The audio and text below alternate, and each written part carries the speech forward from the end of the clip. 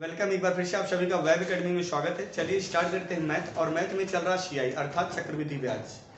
क्या चल रहा है? चक्रवृद्धि ब्याज। तो यहाँ पर देखेंगे पहला प्रश्न है 16,400 रुपए के ऋण को 5% वार्षिक ब्याज की दर से 2 समान वार्षिक किस्तों में चुकाया जाना है। प्रत्येक किस्त का मान बताइए। देखिएगा ये जो ट्रिक बताने जा रहे हैं बहुत ही आसानी से आप बता सकते हैं। अच्छा 5% ब्याज लगा, इसका मतलब वो है चक्रवृद्धि ब्याज मूलधन का कितना हो जाएगा? तो आप कहेंगे 105% हो जाएगा ना। बस 5% ब्याज लगा, आप इसको 105% कर दीजिए, क्योंकि कोई चीज अपने आप में 100% ब्याज लग गया 105% हो गया।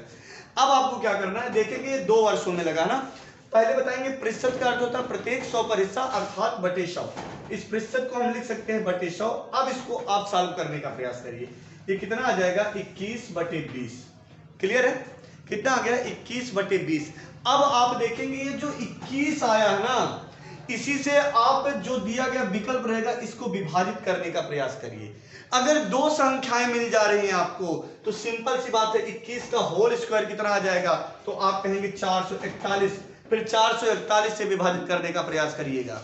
फिक्स है, आपका आंसर तुरंत हो जाएगा। अब आप देखेंगे सबसे पहले 21 से विभाजित होने वाली कौन कौन सी संख्या है। तो क्या ये 21 से विभाजित है? नहीं। क्या ये है? नहीं। क्या ये 21 से विभाजित करके आप देख लेंगे।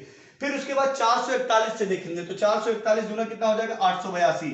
अर्थात वह किस्त कौन सी होगी? तो आपका जवाब हो जाएगा 8,820 रुपए। बात समझ में आई? आपको आंसर देने सीख लेना है, उसके बाद मैं पूरा सॉल्यूशन बता रहा हूं, लेकिन आपको सबसे पहले आंसर तेजी से देना। उम्मीद करते हैं आपको समझ में आ गया होगा। एक बार मैं पुनः रिपीट कर रहा हूं इस बात को।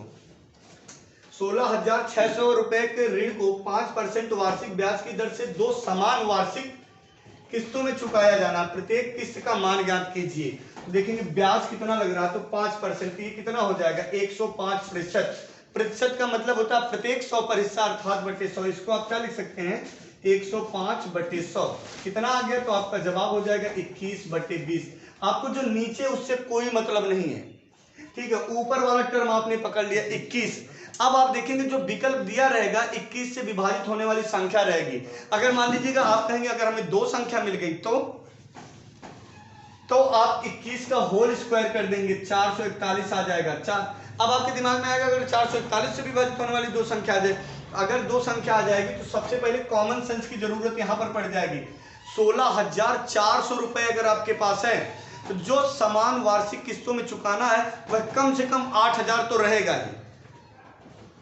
समझ रहे हैं? अब कोई ऐसी संख्या आपको देगा भी मिलेगा ही नहीं, आप करके देख लेंगे। 8,820 या 8,800, यहाँ पर 8,000, ये 8,820, फिर यहाँ पर 2 ऑप्शन 8,000 रख दिया गया गलती से, फिर ये 9,920 रख दिया गया। ठीक है, इसको 8,800 कर लेते हैं। समझ में आई बात? क्लियर है ना? कोई भी सवाल जितना हो आप कमेंट करेंगे, सारा बताया जाएगा और आप करके खुद देखिए कि कितना आसानी तरीके से आप बता सकते हैं। समझ में आई बात? दूसरा प्रश्न रख रहे हैं, लेकिन इसके पहले आप ये समझ लेंगे कहना क्या चाह रहा है। 16,400 रुपए आपके पास था, आपने किस्त दिया, पहली किस्त 8,820 रुपए दिया, 2 वर्षों के समान किस्तों में चुकाना है। तो पहले 5%, इसका 10% कितना हो जाएगा? 1640। किसी भी संख्या का 10% बताना हो दाहिने तरफ से 1 अंक पे दशमलव। 1640 हो गया, इसका 5% कितना हो जाएगा? 820। तो आपने 820 रुपया ब्याज के रूप में दे दिया। 0, ये 2, ये 8 4 12 के 2, ये कितना आ गया? 17,220। इसमें से आपने 8,820 रुपए पहली किस्त दे दिया, 8,820 रुपए पहली किस्त दे दिया। तो बचा कितना? पहले वर्ष में ब्याज लगा, फिर जैसे ही 1 वर्ष बीता तब आपने किस्त दिया। 0 0, ये आपका कितना आ जाएगा? 12 में से 8 गया 4, और ये कितना आ जाएगा? यहां पर 8, यानी 8,400 रुपए हो गया। अब देखेंगे 5% इस पे ब्याज लगेगा, चक्रवृद्धि ब्याज, इसका 10% 840, 5% 840 का आधा अर्थात 420। ये देखेंगे 0 2 8 8 आ गया 8,820। जैसे ही आप दोबारा 8,820 दे देंगे पूरा का पूरा धन समाप्त हो जाएगा। समझ में आया? और आपको निकालना कितना समय? ज्यादा से ज्यादा 4 सेकंड 5 सेकंड। करना क्या था? 5% ब्याज लगा, 105% किया, इस 105% को हम डिवाइड करके देख लें कितना आ गया। आपने जैसे ही देखा 21/20 आया, बस आपको 21 पकड़ना था। 21 से विभाजित होने वाली हमने संख्या देखी, हमें 2 मिल गई या 3 मिल गई या 4 ही मिल जाए, नो एनी प्रॉब्लम। फिर आप देखेंगे कि आप 21 का होल स्क्वायर कर दिए, कितना आ गया 441। फिर 441 से विभाजित होने वाली संख्या ढूंढ लीजिए। समझ में आई बात? अब अच्छा डायरेक्ट यहीं पे 441 ही दे देता तो क्या आप कहते 441 होगा? अरे भाई आज 16,400 रुपए धन दिया है, अब उसको बाद 2 किस्तों में चाहिए, कम से कम कितना भी कम एक बार में बनेगा तो इसके आधा तो देना ही पड़ेगा, कम से कम ब्याज ना लगे तब भी।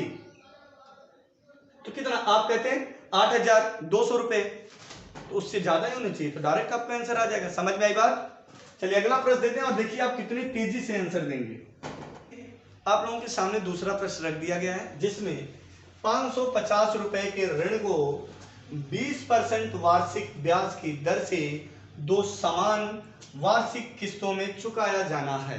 प्रत्येक किस्त का मान बताइए। तो आप पहले डायरेक्ट आंसर दीजिए कि ताकि आप 4 से 5 सेकंड में आंसर दे सकें। तरीका क्या है? आपने देखा 20% है, कोई चीज अपने आप में 100% होती है, 20% ब्याज लग जाएगी तो कितना कन्वर्ट हो जाएगा 120%। ये अभी छोड़ देना है कि 2 वर्षों का 3 वर्षों का। फिर आपको क्या करना है, प्रतिशत का मतलब होता है प्रत्येक 100 पर हिस्सा अर्थात बटे 100। इसको हम लिख सकते हैं 120 बटे 100। समझ में आया? 20 छक्का 120, 20 25 100। पहले वाले टर्म से कोई, नीचे वाले टर्म से कोई मतलब नहीं, बस ऊपर वाले को आपको पकड़ना है। आपने पकड़ लिया। अब जैसे ही आपने ये पकड़ लिया 6, बस आप देखिएगा 6 से विभाजित होने वाली संख्या कौन कौन सी है मैं बता दे रहा हूं। ये आया हुआ प्रश्न मैंने आपको दिया है और इसके पहले वाला भी प्रश्न आया हुआ था। ठीक, तो ये देखेंगे 6 से भी विभाजित हो रहा है, क्या यह होगा? वह संख्या 6 से अवश्य विभाजित होती है जो 2 और 3 से हो। तो 2 से कौन सी विभाजित होगी? जिसके इकाई के अंक के स्थान पर 0 या सम संख्या हो। 3 से कौन सी होगी? जिनके अंकों का योग 3 से विभाजित हो। ये 507 हो रहा है, नहीं होगा। ये 3 है तो होगा, ये 6 3 9 है तो होगा, लास्ट में 0 भी है। इसका मतलब एक ये 2 6 से विभाजित होगी और एक ये। अब हमें कंफ्यूजन हुआ भाई 2 आंसर मिल गए, नहीं। अब आपको क्या करना, 6 का होल स्क्वायर कर देना, कितना आ गया 36। अब आप चेक करेंगे कि 36 से कौन सी संख्या विभाजित है, 360 या 300। तो आप कहेंगे 360, तो आपका आंसर हो गया 360। अब आपको प्रूव करके दिखाया जा रहा कैसे। तो ध्यान जो देने वाली यहां पर बात है बाबू, 550 रुपए पर ब्याज लगा 20% वार्षिक ब्याज की दर से। इसका 10% कहेंगे 55, 20% तो 20% इसका हो जाएगा 55 दूना 110। आपने 110 जोड़ दिया, ये कितना आ गया 0 6 660। जैसे ही साल भर बीता, जिससे आपने उधार लिया था वह आपसे किस्त लेने आ गया, लाओ अब जो दिए थे वो किस्त दीजिए। तो यहां पर आप देखेंगे 360 रुपया आपने पहली किस्त दिया, तो यहां पर बचा कितना 300 रुपया। कितना बचा बाबू? 300 रुपया। अब इस पर ब्याज लगेगा, क्योंकि आप ये जानते हैं चक्रवृद्धि ब्याज है, साधारण ब्याज नहीं कि हमेशा उसी पे लगेगा। जो बचा है धन उसी पे, वह ज्यादा हो कम हो कुछ भी हो, ठीक है। तो चक्रवृद्धि ब्याज एक जगह बड़ा जबरदस्त फायदा देता है, किस्तों में। समझ में आया?